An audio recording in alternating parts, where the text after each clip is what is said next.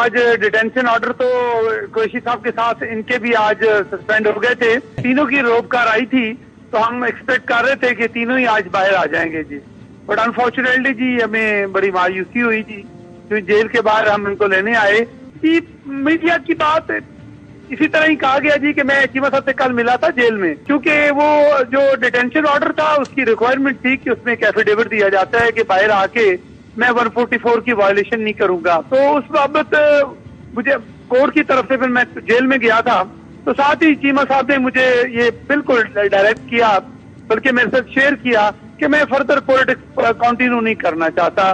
बिल्कुल वो जो जैसे श्री मिजारी साहिबा ने आज प्रेस कॉन्फ्रेंस की उसी पैटर्न पे उसी तरह के वो माइंड रखते हैं। तो सर मुशर्रफ हमारी जो बहन है उन्होंने मुझे कोई इस तरह की इंस्ट्रक्शन नहीं दी कि मैं अपने पास से कोई बात कर जाऊं। शेख चीमा साहब की हद तक मुझे इंस्ट्रक्शन थी कि वो अपने बिजनेस को कॉन्सेंट्रेट करना चाह रहे हैं, वो अपने बच्चों पे कॉन्सेंट्रेट करना चाह रहे हैं। देखिए माहौल जिस तरह का बना हुआ है, मैं आपको बताऊं कि मेरे दो घर है, एक मेरा गांव में घर है, वहां मेरी वालदा उस दिन गई हुई थी देहात में, तो वहां पुलिस वाले गए, उनके साथ बदतमीजी की।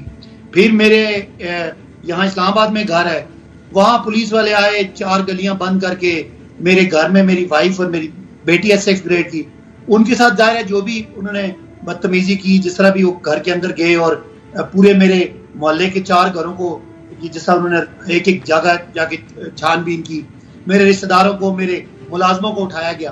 वो जाहिर प्रेशर तो है, लेकिन बहरहाल मैं ये सिर्फ ये कहना चाहता हूँ कि इसका एक दूसरा एस्पेक्ट है। मैं बिल्कुल आपके जो मीर साहब ने कमेंट किया, बिल्कुल आपका राइट है कि हमें कोई पार्टी ज्वाइन करे या हमें छोड़े, तो बिल्कुल आपका राइट बनता है। मैं वो बात नहीं कर रहा था, मैं ये बात कर रहा था कि इसमें एस्पेक्ट है। मिसाल के तौर पर जैसे मैंने कहा कि हम सारे पुरतशद्दुद नहीं है, लेकिन पूरे मुल्क में एक माहौल बनाया जा रहा है। उस माहौल में एक बात और हो रही है।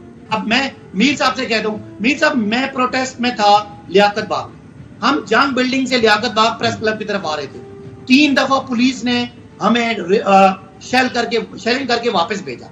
जब 3 दफा पुलिस मरी रोड से लियाकत बाग से क्राउड को 5-6 हजार बंदों को शेलिंग करके उधर भेज रही है, तो क्राउड ने कहां जाना? देखिए, गिरफ्तारियां भी होंगी, वफादारियां भी तब्दील होंगी, लेकिन मेरी एक बात याद रखें, मैं बार बार कह रहा हूं कि इस तरीके से पाकिस्तान में किसी सियासी जमात को आप खत्म नहीं कर, और तहरीक इंसाफ जो है वो मुश्किल सूरत हाल से दो चार है, लेकिन ये खत्म नहीं होगी।